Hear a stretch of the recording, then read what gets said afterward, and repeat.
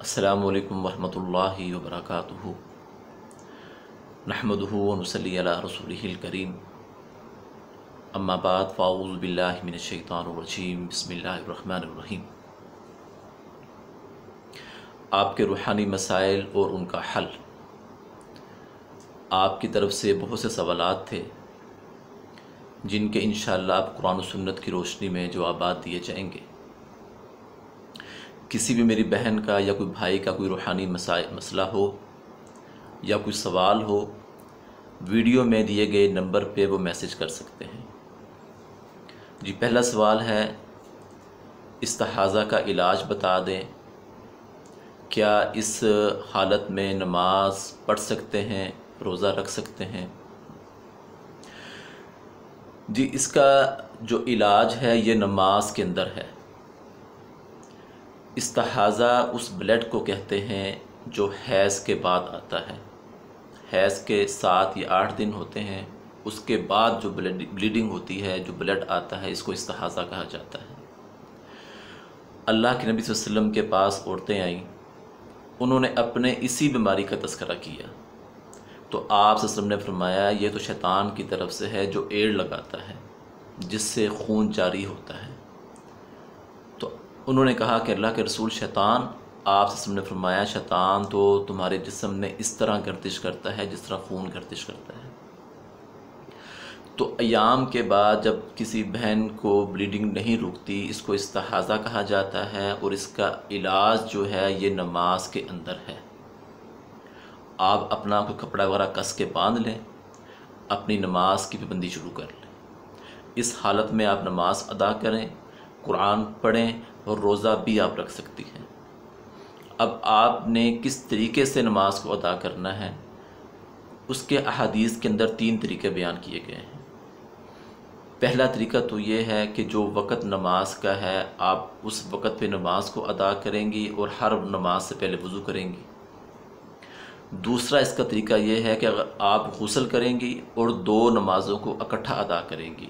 ज़ोहर से पहले गुस्ल किया, ज़ोहर और असर को अदा किया, इसी तरह मगरिब से पहले गुस्ल किया और मगरिब और इशा को अदा किया। अगर किसी मौसम की वजह से आप गुस्ल नहीं कर पाती तो फिर जब आपने 2 नमाज़ों को इकट्ठा पढ़ना है तो फिर आपको हर नमाज के लिए वज़ू अलग करना पड़ेगा। ज़ोहर से पहले आपने वज़ू किया, ज़ोहर की नमाज को अदा किया, ज़ोहर के साथ आपने जब असर को अदा करना है तो वज़ू आपका होगा, लेकिन इससे पहले फिर भी आपने वज़ू करना है। ये 3 तरीके अहादीस के अंदर बयान किए गए हैं। और इस्तिहाज़ा का इलाज मैं फिर बता दूं कि नमाज के अंदर ही है। अपनी नमाज की पाबंदी करें, अस्कार की पाबंदी करें, कुरान की तिलावत करें और आप रोज़ा भी रख सकती हैं।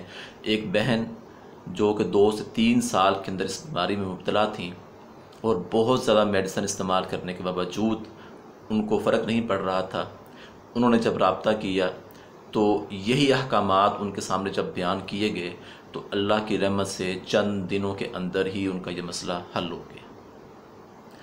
दूसरा सवाल है जी, नाखून और बालों के ऊपर जादू होता है, इससे किस तरह बचा जाए? अच्छा जी, इसके मुतल्लक़ भी मैंने बहुत से लोगों से सुना है। कोई कहते हैं कि जी नाखून काट के आप उसको दफन कर दें मिट्टी के अंदर। बालों को भी आप जब आप कंघी करते हैं, बालों को उतारते हैं, बाल उतरते हैं, टूट जाते हैं, तो फिर उसको आप बिस्मिल्लाह पढ़ के कैंची से काटें तो फिर कहीं फेंकें या कहीं आप सेफ करते जाएं। कोई परेशानी वाला मसला नहीं है। यकीनन जादू होता है, बालों के ऊपर भी होता है, नाखूनों के ऊपर भी होता है। और जबकि अहदीस के अंदर वो वाक़या मशहूर है कि रसूलुल्लाह सल्लल्लाहु अलैहि वसल्लम की ज़ात के ऊपर जब जादू हुआ था तो वो बाल की मुबारक आपके लिए गए थे। वो जो यहूदी था रबीद बिन आसिम, उसने उन बालों के ऊपर ही जादू किया था। तो अहदीस के अंदर जो अहम मसला हमारे सामने है वो ये है कि हर काम से पहले अल्लाह के नबी सल्लल्लाहु अलैहि वसल्लम ने फरमाया कि बिस्मिल्लाह को पढ़ा जाए, और जब हम बिस्मिल्लाह को पढ़ेंगे तो शैतान उसके अंदर मुदाखलत नहीं कर सकता। बिस्मिल्लाह पढ़कर दाएं हाथ के नाखून काटें, बिस्मिल्लाह पढ़कर दाएं हाथ से आप अपनी कंघी करें, और वो जो नाखून आप काट लेते हैं, कंघी के जो बाल टूट जाते हैं, आप उनको वेस्ट कर दें।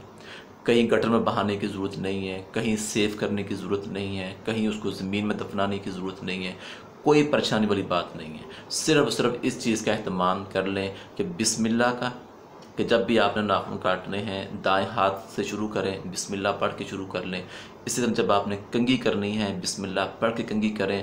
اس کے جو بال ٹوٹتے ہیں آپ ان بالوں کو، ان ناخنوں کو آپ سیو کر لیں۔ انشاءاللہ اللہ کی رحمت سے آپ کہ وہ بال اور ناخنوں کو شیاطین نہیں چھو سکتے۔ جب وہ چھو نہیں سکتے تو پھر جادو کیسے کر سکتے ہیں؟